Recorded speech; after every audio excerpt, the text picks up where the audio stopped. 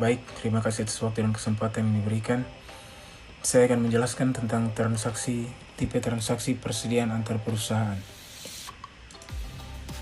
Yang pertama, penjualan persediaan arus ke bawah. Untuk tujuan konsolidasi, keuntungan tercatat atas penjualan persediaan antar perusahaan diakui pada periode persediaan tersebut dijual kepada pihak yang tidak memiliki hubungan istimewa. Sampai terjadinya penjualan kepada pihak luar tersebut, semua keuntungan penjualan antar perusahaan harus ditangguhkan. Laba bersih konsolidasi harus berdasarkan laba direalisasi dari afiliasi yang melakukan transfer, karena keuntungan dari penjualan antar perusahaan tercatat dalam pembukuan induk perusahaan. Laba bersih konsolidasi dan keseluruhan klaim pemegang saham induk perusahaan harus dikurangi sebesar nilai penuh keuntungan belum direalisasi. Yang kedua, penjualan persediaan arus ke atas. Pada saat terjadi penjualan persediaan arus ke atas dan persediaan dijual oleh induk perusahaan ke non-afiliasi pada periode yang sama, semua ayat jurnal metode ekuitas yang dibuat oleh induk perusahaan dan ayat jurnal eliminasi dalam kertas kerja konsolidasi sama dengan ayat jurnal dalam kasus penjualan arus ke bawah. Jika persediaan tidak dijual ke non-afiliasi sebelum akhir periode, ayat jurnal eliminasi kertas kerja berbeda dengan kasus arus ke bawah hanya pada pembagian keuntungan antar perusahaan belum direalisasi untuk kepemilikan mayoritas dan minoritas. Keuntungan antar perusahaan dalam kasus arus ke atas diakui oleh anak perusahaan dan dibagi antara pemegang saham pengendali dan minoritas dari anak perusahaan. Oleh karena itu, eliminasi keuntungan antar perusahaan belum direalisasi harus mengurangi hak setiap kelompok kepemilikan pada setiap periode sampai keuntungan tersebut direalisasi melalui penjualan kembali persediaan ke pihak non-afiliasi.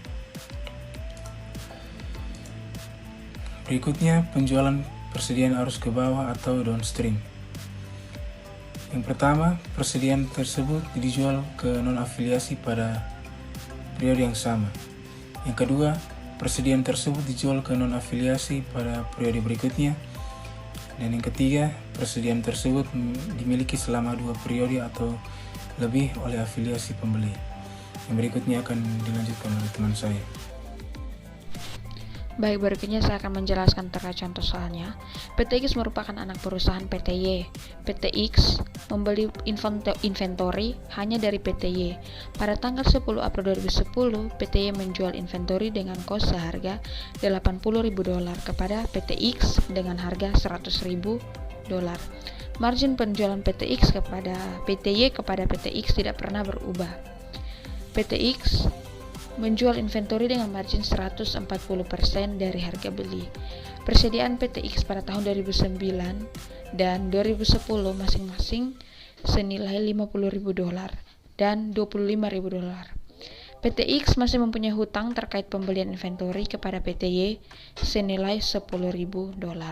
Berkaitan dengan transaksi ini, maka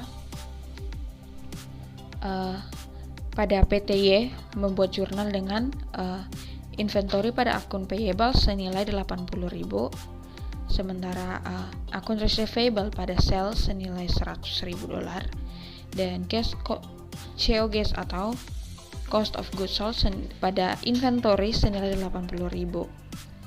Dan berikutnya pada PT X mencatat inventory pada akun payable senilai $100.000, akun receivable pada sales senilai $70.000, COGS pada inventory senilai $50.000. Baik, di sini jurnal eliminasinya diketahui sisa persediaan senilai $25.000, maka jurnalnya yaitu sales pada COGS yaitu senilai $100.000. Dan diketahui unrealized profitnya itu senilai 8.000 itu didapat dari 25.000 dikali 25% dibagi dengan 125%. Yang berikutnya itu pada diketahui sisa persediaan 2009 nya itu senilai $50.000 dan itu terjual pada tahun 2010. Maka untuk mengetahui realized profitnya itu $50.000 dikali dengan 25% dibagi dengan 125% dan memperoleh investment pada PT X. Investment PT X pada COGS itu senilai $10.000 dan berdasarkan transaksi diketahui perusahaan masih mempunyai hutang yaitu senilai Baik, saya akan melanjutkannya. Jadi PT Anak membeli persediaan pada tanggal 1 Maret 2011 senilai 7 juta dan menjualnya ke PT Induk senilai 10 juta pada tahun yang sama. PT Induk memegang persediaan tersebut sampai tanggal 2 Januari di tahun berikutnya, di mana pada saat itu PT Induk menjualnya ke non-afiliasi senilai 15 juta rupiah. Jadi PT Induk mencatat ayat jurnalnya seperti berikut. Kas pada debit sebesar 24 juta rupiah dan investasi pada saham PT Anak sebesar 24 juta rupiah di kredit. 24 juta didapatkan dari dividen dari PT Anak sebesar 30 juta dikalikan dengan 80%, dikalikan di 80% karena ada keuntungan sebesar 3 juta yang belum direalisasi sehingga harus dikurangi dengan 80%. Jadi mendapatkan 24 juta. Jurnal yang kedua adalah investasi pada saham PT Anak sebesar 40 juta rupiah di debit dan di kredit. Pendapatan dari anak perusahaan sebesar 40 juta rupiah. 40 juta rupiah didapat dari pendapatan metode ekuitas sebesar 50 juta dikali dengan 80%. Sekian dan terima kasih.